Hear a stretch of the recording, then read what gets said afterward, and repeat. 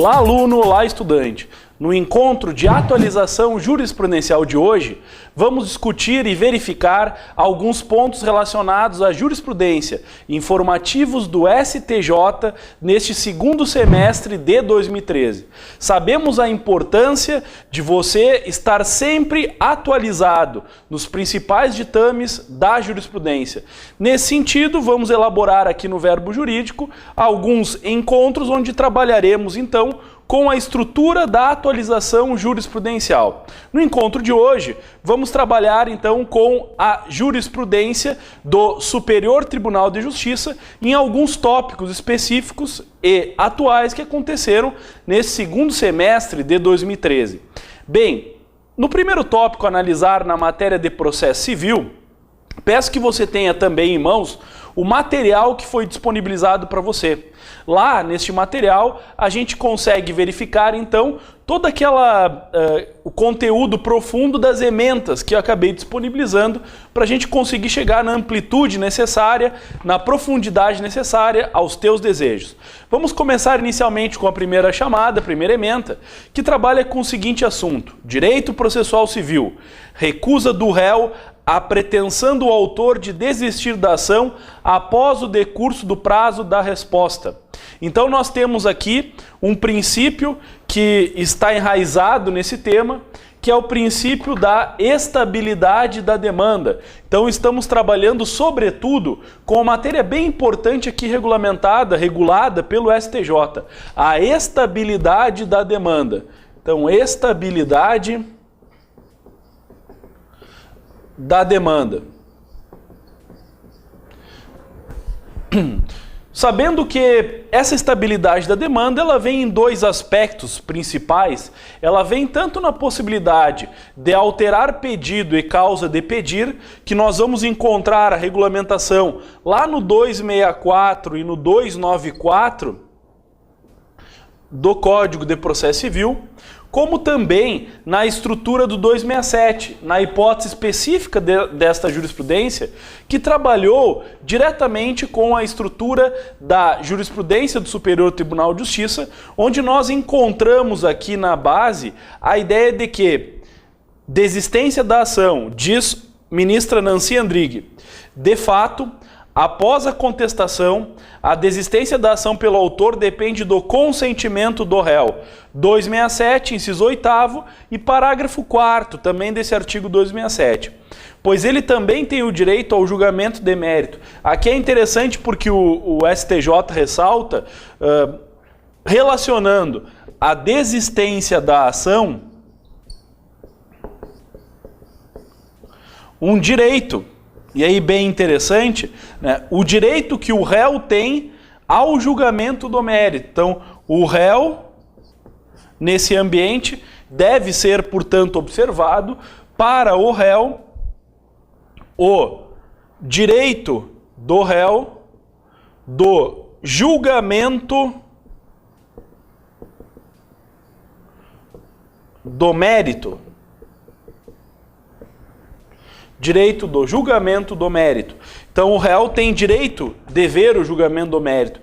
Nesse ambiente, ele diz, dessa forma, o conceito de tutela jurisdicional deve levar em consideração não apenas o ponto de vista do autor que movimentou a máquina judiciária, mas também o do réu, que, quando contesta a ação, está buscando essa tutela, só que em sentido contrário àquela que busca o autor. Assim, o processo não pode ser entendido simplesmente como um modo de exercício de direitos do autor, mas como um instrumento do Estado para exercício de uma função sua, qual seja a jurisdição. Na verdade, ela retira aqui, neste voto da relatoria da ministra Nancy Andrighi, ela retira aquela ideia da ação estar à disposição do autor. Quer dizer, após a propositura da ação, nós temos também o direito de julgamento do mérito, que emana do réu, e o próprio exercício da função jurisdicional do Estado. Então te liga nessa porque é um ponto bem importante para você aprofundar aqui. Nesse contexto, deve-se considerar que a sentença de improcedência interessa muito mais ao réu do que a sentença de extinção do processo sem resolução do mérito. E essa frase aqui é fantástica, porque é a mais profunda verdade que acontece se o réu, se pegarmos aqui a estrutura do réu, dentro da desistência da ação, se ele pudesse escolher, o réu pudesse escolher entre sentença improcedente, então sentença improcedente ou a extinção sem mérito,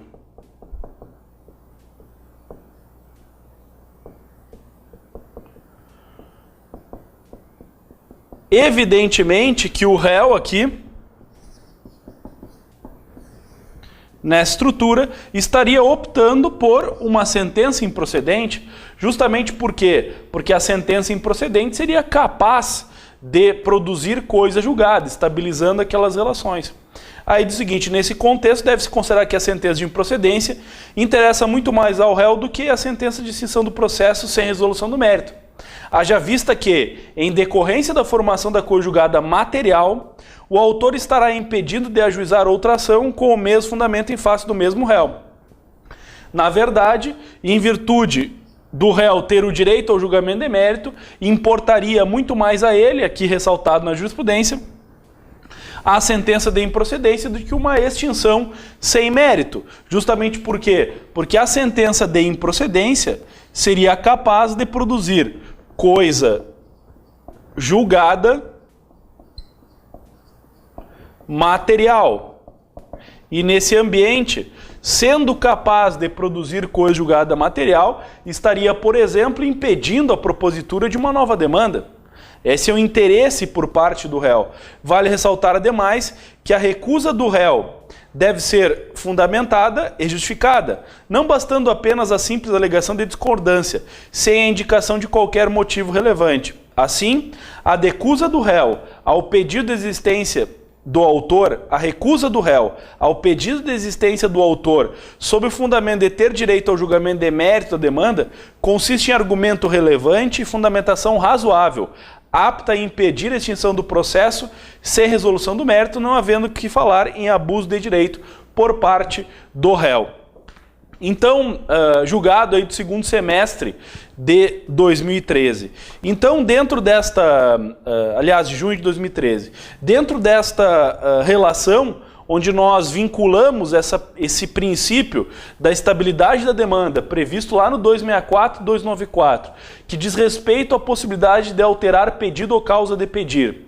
Comparando com a desistência da ação, nós vimos que a desistência da ação, ela dependerá de concordância fundamentada por parte do réu, que tem, a partir desse informativo, desta decisão do STJ, teria o direito ao julgamento do mérito.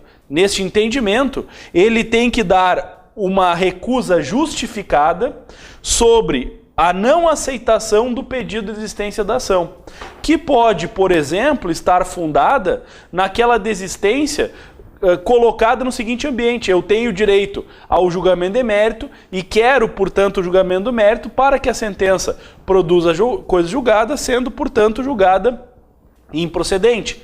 Nesses elementos, nesse contexto, surge, portanto, esta matéria essencial aqui do STJ, que vai nos dizer: direito processual civil, recusa do réu a pretensão do autor de desistir da ação após o decurso do prazo para resposta.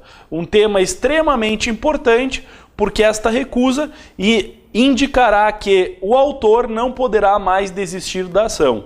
E haverá, portanto, um julgamento meritório, um julgamento de mérito, julgando a sentença, sendo a sentença procedente ou improcedente. Te liga nessa, que é um ponto bem importante a ser cobrado aí nas provas, um ponto que vale a pena você estudar, dentro dessa ideia de colocar você melhor ao encarar determinadas questões, justamente nessa ideia de que hoje mais e mais questões cobram entendimento jurisprudencial. Nesta senda, continuamos então no ataque aí das diversas emendas e aprofundamentos de jurisprudência atualizada.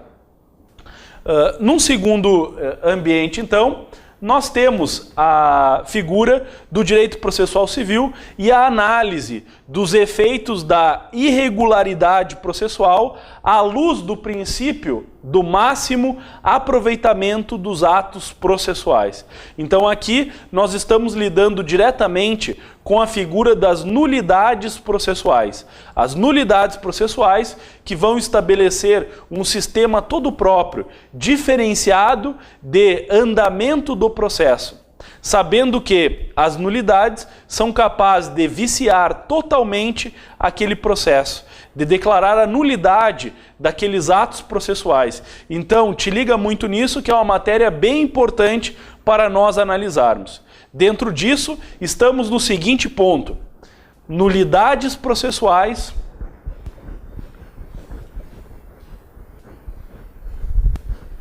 e aproveitamento dos atos.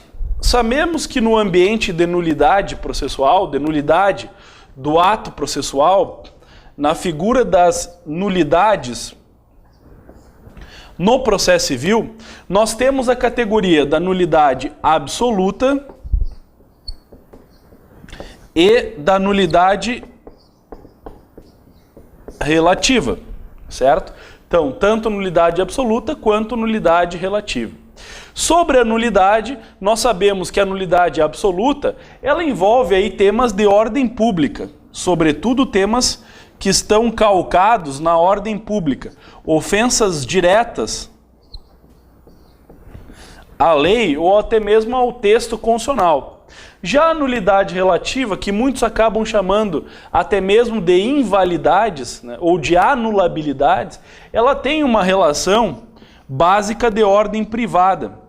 Isso ganha um reflexo bem interessante, justamente porque nas nulidades absolutas o juiz poderia conhecer de ofício. Então o juiz conhece de ofício de nulidades absolutas, né? Então o juiz conhece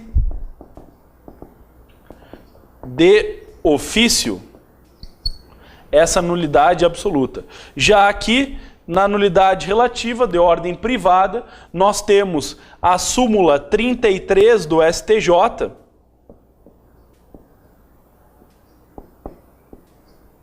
que vai afirmar ainda nesse âmbito de competência e incompetência, que a incompetência relativa não pode ser conhecida de ofício.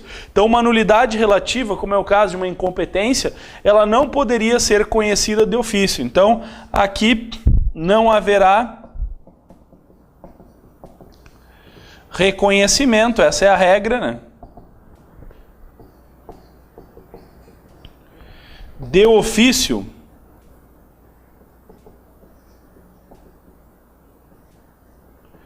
pelo juiz.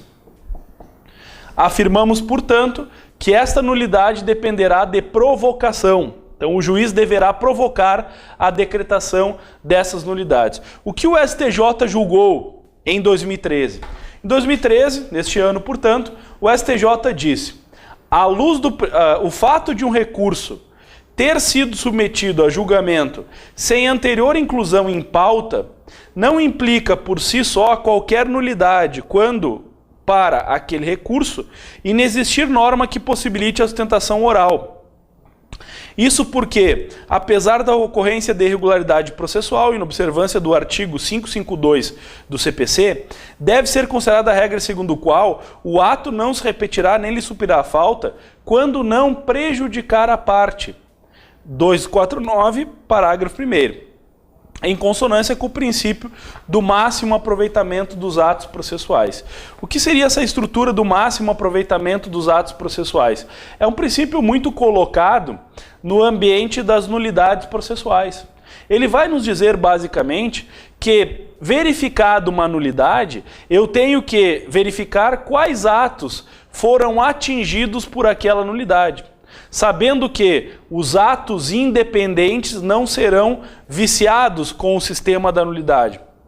Então, quando eu tenho uma nulidade no processo, eu vou respeitar aqueles atos processuais que são independentes. E, portanto, eu não decreto a nulidade de todo o processo, mas somente daqueles atos que padecem de uma nulidade, causaram prejuízo e, portanto, estariam viciando todo o conceito sentencial. Portanto, aqueles atos independentes são mantidos rígidos, em virtude desse princípio, denominado princípio do máximo aproveitamento dos atos processuais.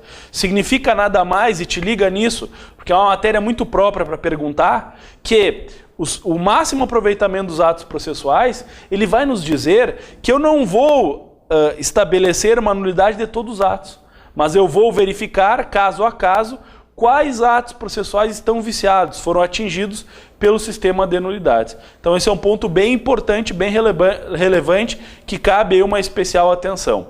Bem, só que no sistema de nulidades, o STJ, e aí especificamente, se cair para você uma questão trabalhando numa casuística, é um ponto bem importante para você tomar uma atenção enorme, justamente porque examinadores gostam de perguntar matéria ligada diretamente a entendimento jurisprudencial.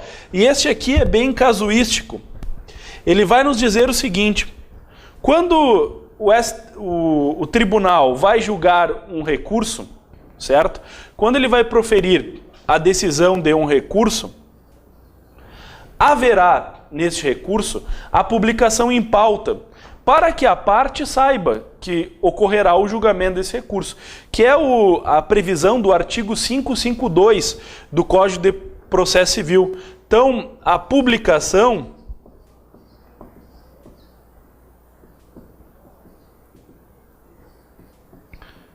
de pauta. Essencialmente, nós encontramos isso no artigo 552 do Código de Processo Civil. Só que o que o STJ estava julgando? O STJ estava julgando um caso onde o recurso foi julgado. Então, houve julgamento do recurso, mas sem a publicação da pauta.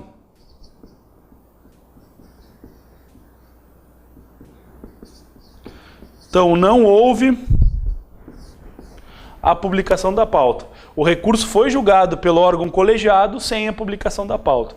E, de certa forma, começou a se debater a existência desta nulidade, porque aqui haverá uma nulidade, porque eu deveria respeitar a norma que prevê a publicação.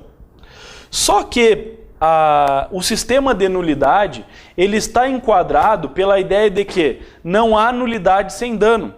Então eu só vou verificar uma nulidade a partir do momento que aquela nulidade ela teve uma consequência processual prejudicial às partes ou à ordem pública. E aí o STJ estava debatendo a seguinte ideia: tá bom, mas qual foi o prejuízo que a parte teve em não ter a publicação da pauta do dia do julgamento? E aí eu vou questionar o seguinte: olha, há um prejuízo evidente aqui, que seria um prejuízo de o sujeito, o advogado, não se inscrever para fazer sustentação oral no tribunal. Então, se eu não sei quando vai ser julgado o recurso pelo colegiado, porque não foi feita a publicação da pauta da sessão pública, eu não vou fazer, eu vou acabar perdendo a oportunidade de fazer sustentação oral, que seria a possibilidade do advogado chegar na sessão de julgamento e dar aí as suas razões sobre o provimento ou improvimento daquele recurso.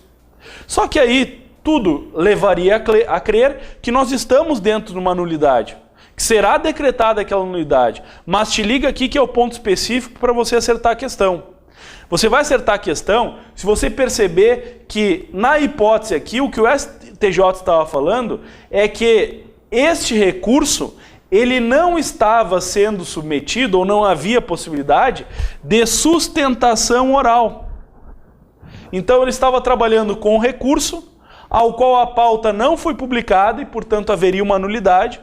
Mas na análise do prejuízo, perguntar, mas qual o prejuízo que a parte teve em não publicar a pauta, se efetivamente ela não poderia fazer sustentação oral. Aí ela não pode fazer sustentação oral em que recurso? Bom, a maioria dos regimentos internos no ambiente dos tribunais não efetiva ou não possibilita a sustentação oral em agravos de instrumento, não possibilita a sustentação oral em agravos regimentais, não possibilita a sustentação oral em embargos de declaração. Então tem uma série de recursos que não ficaria possibilitada a sustentação oral no momento do julgamento e, portanto, não haveria qualquer prejuízo à parte pela não publicação da pauta de julgamento. Então vejam que interessante esse conceito. Publicar a pauta, requisito formal, sob pena de nulidade. Só que eu não publiquei a pauta, o STJ, o tribunal, não publicou a pauta em um julgamento que não caberia sustentação oral. Então não houve, na verdade, prejuízo ao advogado, porque publicando ou não publicando, ele não teria qualquer direito de fazer a sustentação oral, então não saiu prejudicado na espécie. Claro que eu poderia pensar, mas ele poderia acompanhar o julgado, mas acompanhar o julgado seria tão somente sentar numa sessão de julgamento. Então, o STJ entendeu que no caso específico, quando um recurso não prevê sustentação oral, não há qualquer nulidade a ser decretada por inexistência de prejuízo em razão da não publicação da pauta, em virtude do advogado não poder fazer a sustentação oral. Exatamente o que está dentro dessa jurisprudência, previsto aí, colocado aí no teu material, ou o material que acompanha juntamente essa aula. E aí o STJ aplica nesse caso específico uma teoria que é chamada teoria do princípio do aproveitamento máximo dos atos processuais, certo? Então, uma questão bem casuística que vale a pena você observar, certo? Bom, passamos então para a próxima ementa, próxima jurisprudência, e trabalhamos agora então com a figura do direito processual civil e a exigibilidade de multa. Então ele começa trabalhando com um ponto importante, que seria a exigibilidade da multa cominatória. Esta multa cominatória que seria dada na hipótese de cumprimento da obrigação a destempo. Que multa é essa? E aí, esta multa vai estar colocada diretamente ao cumprimento a destempo de uma obrigação. E dentro disso, nós temos a ementa do Superior Tribunal de Justiça que vai nos dizer: o cumprimento da obrigação após o transcurso do prazo judicialmente fixado, ainda que comprovado por termo de quitação, não exime o devedor do pagamento da multa cominatória arbitrada.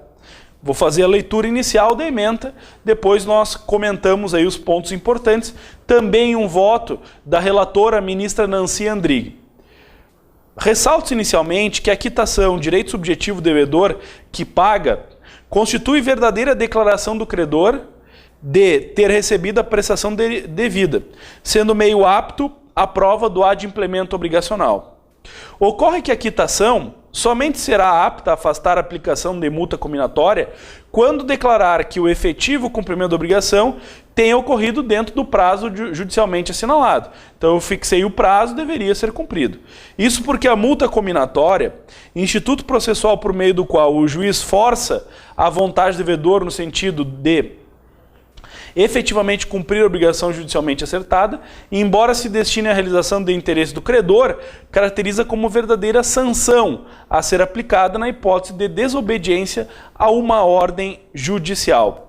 E aqui ele insere um ponto bem importante relacionado com essa chamada multa cominatória, que isso deve guardar aí uma especial atenção. Nos prazos judiciais, se eu não respeitar aquele prazo judicial, efetivar o cumprimento da obrigação a destempo, mesmo assim, entende, e há precedente Superior Tribunal de Justiça, que poderá ser exigida a multa cominatória, justamente porque ela teria essa natureza de sanção, aqui no caso específico, para coibir aquela relação, coibir aquela desobediência a uma ordem judicial. Então o que aconteceu foi uma quitação a destempo. Uma quitação a destempo, ainda que lançada a termo nos autos, ela não exime o sujeito de pagar a multa. Esse é um ponto bem importante para nós verificarmos nessa estrutura, né, de analisarmos aí os principais tópicos jurisprudenciais. Certinho? Então essa ementa um pouco mais reduzida, mais simplória, mas exatamente ela refere um ponto importante, a ideia da multa e a ideia da permanência da multa, mesmo que o débito seja quitado a destempo, certo? Bem, depois nós passamos então para o nosso próximo ponto, nosso próximo tema que nós vamos analisar, está relacionado aí com a impugnação ao cumprimento de sentença. Diz respeito então à impugnação ao cumprimento de sentença em relação a saldo remanescente. Um caso muito interessante, hoje observado, no ambiente da jurisprudência do Superior Tribunal de Justiça. Esse caso é interessante porque já está, ou não está mais falando na execução, mas sim dentro daquela fase de cumprimento de sentença. Prevista inicialmente, se é por cálculo meramente aritmético, lá no artigo 475J, né, do Código de Processo Civil, onde nós temos o prazo para cumprimento das obrigações de quantia em 15 dias, sob pena então de multa de 10%. Aí vai nos dizer a ementa: na fase de cumprimento de sentença, caso o exequente, após o levantamento dos valores depositados em seu favor, apresente memória de cálculo relativa a saldo remanescente, deverá ser concedida ao executado nova oportunidade para a impugnação. Aqui é um ponto importante, pois a impugnação à fase de cumprimento de sentença, ela é contada a partir da penhora. Eu teria, portanto, 15 dias para impugnar a partir da penhora realizada. Quando nós falamos aqui nesse aspecto específico, a relatoria, o voto de relatoria do ministro Luiz Felipe Salomão, ele abre um ponto importantíssimo aqui ao aprofundar esse tema. Ele diz o seguinte: o direito de impugnação, inclusive quanto à alegação de saldo remanescente, é decorrência natural do direito de ação, possibilitando ao executado reagir contra a execução que se desenvolve de forma injusta ou ilegal. Assim, em situações como a descrita, tendo em vista tratar-se de novo procedimento executivo, versando valores não abrangidos na execução anterior, deve-se conceder ao devedor a possibilidade de apresentar nova defesa, não havendo preclusão. Então ele trabalha o direito da impugnação, inclusive quanto à alegação do saldo remanescente, é recorrência natural do direito. Quer dizer, se apresenta um novo cálculo, agora para a cobrança de saldo remanescente, haveria então esta possibilidade de ser concedida ao devedor nova oportunidade para impugnação. Te liga exatamente nesse sentido, justamente porque nós temos um atributo bem importante aqui dentro dessa categoria de impugnação à fase de cumprimento de sentença. Uma matéria bem atual e muito cobrada. Bem, seguindo o próximo ambiente para analisar, nós vamos trabalhar então com a figura da impugnação. Então ele vai nos dizer: direito processual civil, garantia do juízo. Veja um ponto importante: garantia do juízo como condição necessária à impugnação à fase de cumprimento de sentença. Esse ponto é um ponto bem importante, bem relevante, relacionado com a fase de cumprimento de sentença. Se você observar algumas obras da doutrina, muitos afirmam, códigos comentados, obras doutrinárias, muitos afirmam que eu poderia impugnar a partir do momento que eu sou intimado para o cumprimento da sentença. E, na verdade, nós sabemos que esta impugnação, ela exige como condição necessária, como vai nos dizer a ementa, a garantia do juízo. Sem garantia não poderia impugnar. Este é o entendimento do STJ, veiculado inclusive em informativo, que você pode levar então para o enfrentamento das questões. Então te liga nessa, porque muitas vezes, analisando somente uma obra doutrinária, eu acabo sendo induzido em erro, pois não há ressalva no que tange ao entendimento do Superior Tribunal de Justiça. Então te liga nesse ponto, que é a aprovação, garante essa ideia aqui. Olha só, direito processual civil, garantia do juízo como condição necessária à impugnação ao cumprimento de sentença. Vai nos dizer o seguinte: A garantia do juízo constitui condição para a própria apresentação da impugnação ou cumprimento da sentença, e não apenas para a sua apreciação. Conforme, diz o ministro Luiz Felipe Salomão, conforme o artigo 475J, parágrafo 1º do CPC, o executado será intimado de imediato do auto de penhora e da avaliação, podendo oferecer impugnação no prazo de 15 dias. Da interpretação desse dispositivo legal, tem-se por inequívoca a necessidade da prévia garantia do juízo para que seja possível o oferecimento da impugnação. Então veja, prévia garantia do juízo para possibilitar o oferecimento de impugnação. Sem prévia garantia, não poderia, portanto, abrir o prazo para o oferecimento desta impugnação. Reforça esse entendimento o teor do artigo 475L3 do Código de Processo Civil, que admite como uma das matérias serem alegadas por meio da impugnação a penhora incorreta ou a avaliação errônea. Então aqui há um critério muito próprio para nós analisarmos dentro dessa estrutura da impugnação como uma defesa que eu vou efetivar nos autos de uma fase de cumprimento de sentença. É necessário que você saiba também diferenciar em uma questão objetiva quando estamos falando do processo de execução e quando estamos falando da fase de cumprimento de sentença, pois são dois institutos totalmente diversos em critérios procedimentais e de defesa, garantias e consequências. Então, uma coisa seria os embargos de execução, outra seria a fase de cumprimento de sentença e a sua possível impugnação. Quando nós trabalhamos com isso, e aí a importância da divisão desse ambiente em duas categorias, quando nós trabalhamos com processo de execução,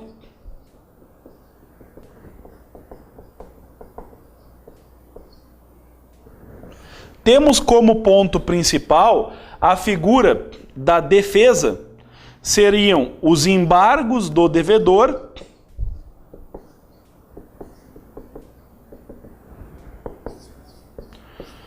também conhecido como os embargos à execução.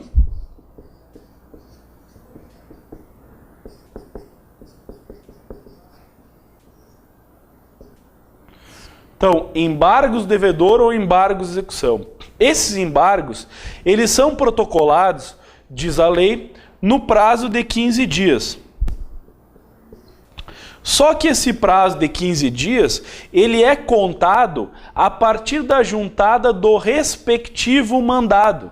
Então eu vou trabalhar com prazo de 15 dias da juntada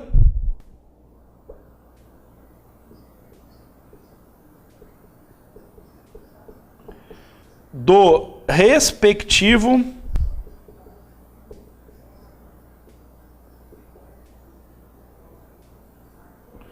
mandado. Isso quer dizer que no processo de execução clássico, previsto no Código de Processo Civil, o prazo de 15 dias conta-se da juntada do respectivo mandado. Qual mandado? Mandado de citação. Então vejam que para os embargos do devedor ou embargos à execução, que são expressões sinônimas, não há necessidade de garantia. Tal entendimento buscou por muitos ser exportado para a fase de cumprimento de sentença. E nesse entendimento jurisprudencial, veiculado inclusive em informativo, o STJ é bem claro no sentido de que a impugnação depende de garantia. Então te liga nesse aspecto porque isso é importante para enfrentarem uma questão. Veja bem, nós estamos aqui na fase de cumprimento de sentença. E aqui nós não temos mais como defesa a figura dos embargos de execução ou embargos devedor. A defesa aqui apresentada é a denominada impugnação. Então, colega, saiba que eu não vou trabalhar no mesmo ambiente com embargos de execução e embargos do devedor e impugnação. São dois institutos diversos. A impugnação terá o prazo de 15 dias, assim previsto legalmente, mas ela exige garantia. Exige, portanto, garantia do juízo. O que pode ser configurado aí com a chamada, ou como a chamada garantia do juízo. Esta garantia do juízo significaria que o devedor deveria oferecer um bem em garantia, um depósito em garantia, enfim, garantir um juízo, seja, portanto, mediante um auto de penhora. A penhora de um bem significaria a garantia do juízo para que abra a porta para o oferecimento de uma impugnação à fase de cumprimento de sentença. E de repente você pode estar pensando, sim, mas e se o réu não tem a garantia? Bom, se o réu não tem a garantia, ele não pode impugnar. Mas não esqueça que nós estamos aqui na impugnação à fase de cumprimento de sentença. Então ele já contestou, já recorreu, já apelou, já teve todo o andamento inicial do processo até entrarmos então nessa fase de cumprimento de sentença. Aí a peculiaridade. Por isso também a impugnação não necessitaria de garantia. Ainda que alguns doutrinadores digam que não, que o entendimento deles não necessitaria de garantia, eu não posso levar esse mesmo entendimento para uma prova de concurso público ou para qualquer outra prova onde eu estou submetendo inicialmente a uma questão objetiva. Ou ainda, em questão dissertativa, tenho que fazer essa ressalva, pois o entendimento do STJ é que a impugnação necessitará de garantia. Aí diz lá, vou ler de novo a parte de ementa. A garantia do juízo constitui condição para a própria apresentação da impugnação ao cumprimento de sentença e não apenas para a sua apreciação. Conforme o artigo 475-J, parágrafo 1º do CPC, o executado será intimado de imediato do auto de penhora e de avaliação, podendo oferecer impugnação no prazo de 15 dias. Essa garantia, evidentemente que ela vai ser perfectibilizada pela intimação da penhora. Então, eu vou sofrer a intimação da penhora, a intimação daquela garantia, e no ambiente desta intimação, eu acabo, portanto, oferecendo a impugnação no prazo de 15 dias. O que, de certa forma, eu poderia entender como correto, como uma cópia literal da lei, mas muitos entendiam aí como extremamente controvertido, e ainda temos doutrina em sentido contrário ao próprio entendimento do Superior Tribunal de Justiça. Bem, dentro disso, conclui aqui o ministro Luiz Felipe Salomão, né, que da interpretação desse dispositivo legal tem-se por inequívoca a necessidade da prévia garantia do juízo para que seja possível o oferecimento da impugnação, certo? Então, o oferecimento da impugnação dependerá obrigatoriamente da prévia garantia do juízo. Gravem isso, matéria própria para ser questionada.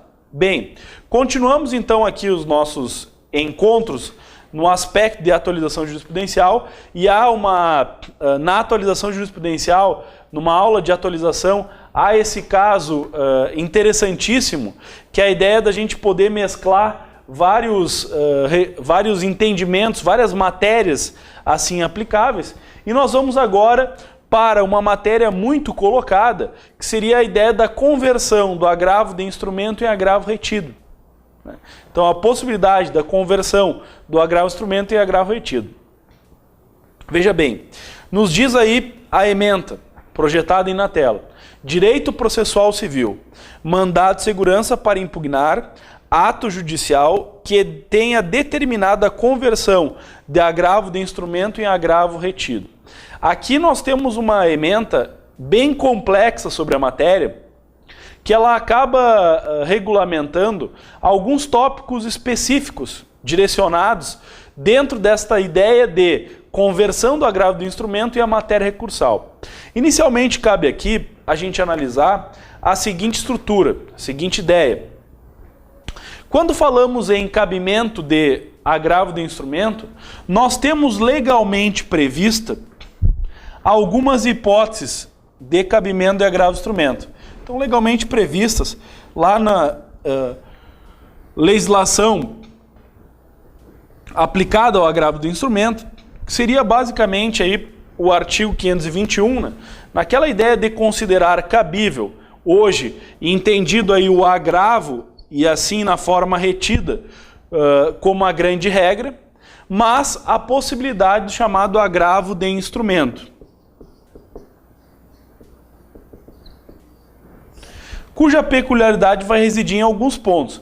Primeiro, eu posso afirmar que haveria agravo de instrumento no caso de um não recebimento da apelação,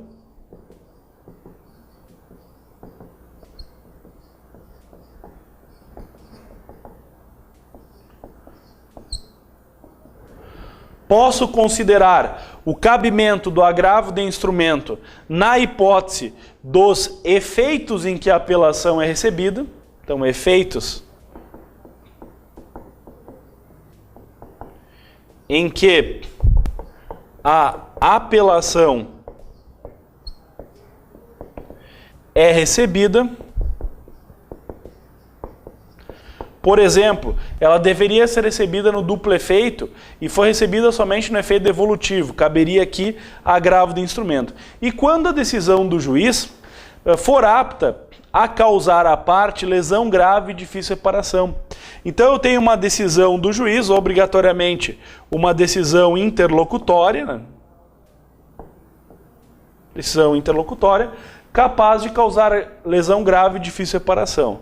Decisão que causar lesão grave e difícil reparação. Aqui caberia a figura do agravo de instrumento. Portanto, é muito comum a verificação na hipótese, na espécie, nas diversas espécies específicas relacionadas com a estrutura da conversão do agravo de instrumento em agravo retido. Então, é muito comum o desembargador, e ele tem esse poder, de, ao receber o agravo de instrumento, entender que não seria caso de agravo de instrumento, porque ou não é caso de indeferimento da apelação, ou não seria caso de efeitos em que a apelação é recebida, ou ainda lesão grave e difícil reparação. Ele entende que não seria esse caso. Ou outro caso previsto na lei, né, como, por exemplo, a decisão sobre liquidação de sentença, a própria decisão da impugnação, né? Então, dentro desse sentido, ele entende que não seria cabimento de agravo de instrumento. E, portanto, ele determina a conversão do agravo de instrumento em agravo retido. Essa determinação, essa decisão que determina a conversão, ela é uma decisão entendida aqui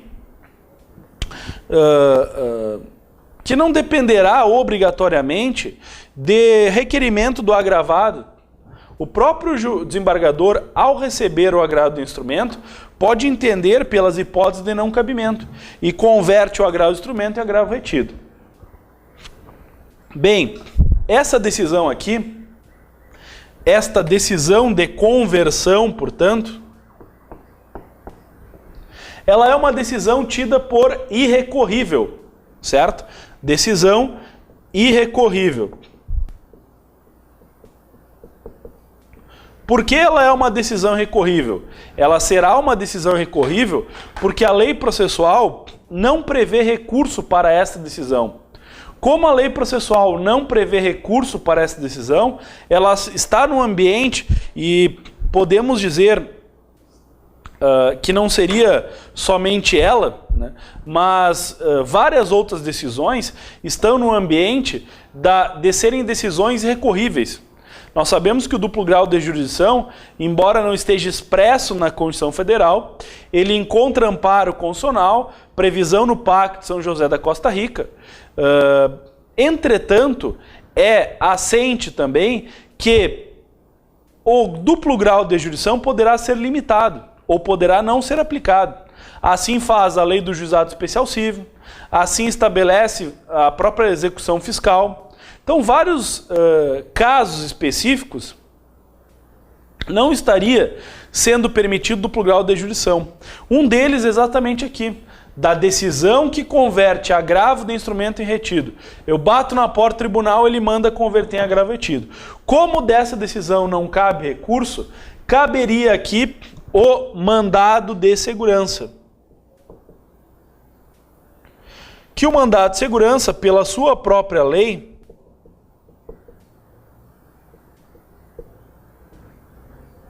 (12.016 de 2009, teria aqui cabimento, mas eu teria que tomar muito cuidado com isso, porque o mandado de segurança ele vai ter cabimento justamente naquelas situações quando não cabe recurso. Porque se eu tenho um recurso previsto pela lei processual, não caberia mandado de segurança.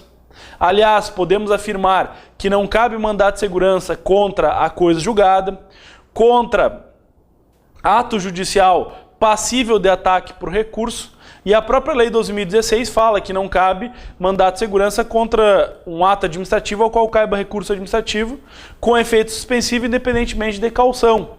Entretanto, há uma ideia mens legis aqui, seria justamente não ter a concomitância entre administrativo e judicial. Então essas são as hipóteses de não cabimento do mandado de segurança. E por que então que o STJ pacificou no sentido de que desta decisão que converte o agravo instrumento em agravo retido cabe mandado de segurança? Porque é uma decisão irrecorrível. Como a decisão aqui ela é irrecorrível, não haveria essa possibilidade então de adentrar, de provocar ou estipular ainda mais esses atributos pertinentes aqui no que tange a esta conversão e o ataque na via do mandado de segurança. Toma muito cuidado, pois o mandado de segurança não é sucedâneo recursal. Ele não substitui recurso. Ele só vai entrar e só terá cabimento quando na verdade, o mandado de segurança, ele, como mandado de segurança, não está substituindo um recurso, mas sim está atacando uma decisão judicial recorrível capaz de causar à parte uma afronta ao seu direito líquido e certo, ok? Esse ponto importante, então, dentro desse tópico relacionado aí na jurisprudência. Passamos para o próximo tópico, que está relacionado diretamente aí com a figura da conversão de agravo instrumento em agravo retido no âmbito da execução. Esse é um ponto bem importante, pois nós não estamos falando aqui num procedimento comum ordinário próprio do caso que eu acabei de comentar.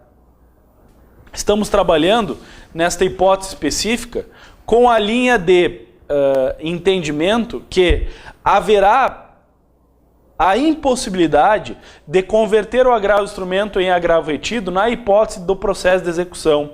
Então nos diz lá a ementa, ministro Raul Araújo, Direito Processual Civil, conversão de agravo instrumento em agravo retido no âmbito de execução. O agravo de instrumento não pode ser convertido em agravo retido quando interposto com o objetivo de impugnar decisão proferida no âmbito de execução. Isso porque a retenção do referido recurso é incompatível com o procedimento adotado na execução e que não há sentença final de mérito. E aqui é um ponto importante. O que nos disse o STJ? Um tópico que acredito muito provável que comece a ser cobrado nas questões. Não haveria, no caso de processo de execução, a possibilidade de converter o agravo de instrumento em agravo retido. Então, se eu estou num processo de execução, não há possibilidade do desembargador converter o agravo de instrumento em agravo retido nos dizeres, no entendimento superior do Tribunal de Justiça. Por que o STJ entende desta maneira? Te liga nisso porque é um ponto importante para o enfrentamento de questões. Ele afirma isso porque há o entendimento que no processo de execução eu vou ter basicamente a expropriação de patrimônio. Então não haverá sentença final, como ele diz exatamente, a inexistência aqui da sentença final de mérito. Não haveria uma sentença que vai extinguir, porque o objetivo do processo de execução é expropriar e paga a dívida, extinção da execução. Então, nesse elemento, como não tem sentença final de mérito, eu não tenho sequer apelação para suscitar em preliminar a análise do agravo retido. Por isso, não caberia aqui na espécie a figura aí do agravo retido Na hipótese específica, então, de conversão deste agravo de instrumento em agravo retido, certo? No processo de execução, porque nos demais casos seria possível.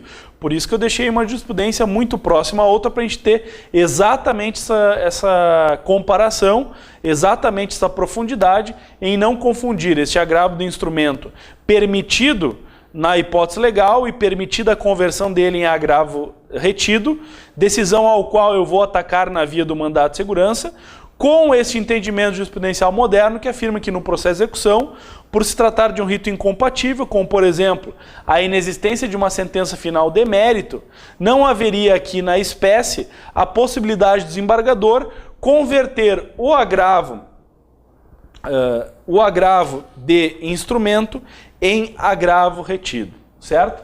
E o próximo ponto para nós analisarmos seria justamente aqui, no âmbito do direito processual civil, a legitimidade para execução de honorários fixados em decisão judicial, onde o STJ julgou um caso aí bem interessante, podemos dizer, fixou uma tese dentro de uma certa casuística, assim permitida, que dizia o seguinte: a associação que se destine a representar os interesses dos advogados empregados de determinada entidade, como a Associação dos Advogados, havendo autorização estatutária, tem legitimidade para promover em favor de seus associados a execução de título judicial quanto à parcela de decisão relativa aos honorários de sucumbência.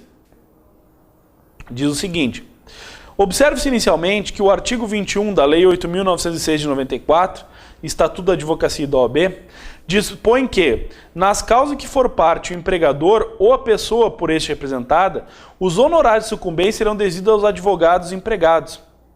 Destaque-se ainda que o artigo emprega o termo plural, advogados empregados, considerando que o empregador normalmente terá mais de um advogado empregado e que eles, ao longo do processo, terão oportunidade de atuar em conjunto ou isoladamente, de modo que o êxito, acaso obtido pelo empregador na demanda, será atribuído à equipe de advogados empregados. Por sua vez, o Regulamento Geral do Estatuto da Advocacia e da OAB estabelece no parágrafo único de seu artigo 14 que os honorários de sucumbência dos advogados empregados constituem fundo comum, cuja destinação é decidida pelos profissionais integrando o serviço jurídico da empresa ou por seus representantes. Assim, existindo uma associação regularmente criada para representar os interesses dos advogados empregados de determinada entidade, nada obsta que a entidade associativa, mediante autorização estatutária, possa executar os honorários sucumbenciais pertencentes aos advogados empregados, seus associados. Essa possibilidade apenas facilita a formação, a administração e o rateio dos recursos do Fundo Único Comum destinados à divisão proporcional entre os associados. Então, uma causa bem interessante no nível aí do Estatuto da Advocacia, né, que trabalha com um tópico importante, porque ela vai nos dizer que nas causas em que for parte o empregador e os honorários de sucumbência serão devidos a advogados empregados. Esse é o ponto importante. Parte empregador, advogados empregados, pertencendo a estes, que podem inclusive ter uma associação para então fazer o rateio deste fundo comum aí dos honorários advocatícios. Te liga nessa, artigo 21, direto aí, né? Pega a folha 3 aí e marca, né? Artigo 21, direto aí do Estatuto da Advocacia e da OAB, muito cobrado também, certo? Então, um ponto importante para nós analisarmos exatamente em uma casuística, ok? Ficamos por aqui, então. Espero ter ajudado neste aprofundamento jurisprudencial, onde nós vamos tentar sempre trazer as principais matérias, os principais tópicos, preparando você exatamente na profundidade necessária, ok? Até mais, obrigado, fiquem com a gente.